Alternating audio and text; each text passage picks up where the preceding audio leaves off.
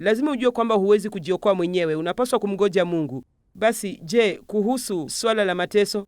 Mkiisha kuteswa kwa muda kidogo, Mungu mwenye neema atawaokoa na kuwafanya vile mnapaswa kuwa. Nafikiri mateso huja wakati ule tunapotambua kuwa tuko na shida, mpaka Mungu kwa kweli atutoe katika hiyo shida. Kwa sababu ninapojua kuwa kitu fulani ni makosa na siwezi kukiondoa, basi naumia katika mwili, kwa sababu nataka sana kuwa vile Mungu anataka niwe. Na hilo ni jambo zuri, analipenda. Na nafikiria kule kungoja pia kunatusaidia kujua kuwa hatuwezi kujikomboa wenyewe. Tunapaswa kumtegemea yeye. Mbali na yeye hatuwezi chochote. Huwezi kujibadilisha, huwezi kujifanya vile Mungu anataka uwe. Unaweza kumwomba na kumsihi akusaidie. Na anapofanya hivyo unaweza kumpatia sifa zote na utukufu wote. Unaweza kujifunza neno, unaweza kuomba, unaweza kufanya ushirika na yeye, unaweza kufanya chochote anachokuambia ufanye. Lakini huwezi kubadilika kwa nguvu zako.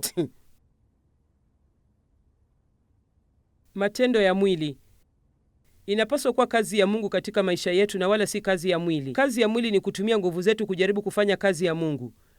Lakini neema ni nguvu ya kutuwezesha inayokuja kwetu kutusaidia kuwa jinsi anavyotaka tuwe.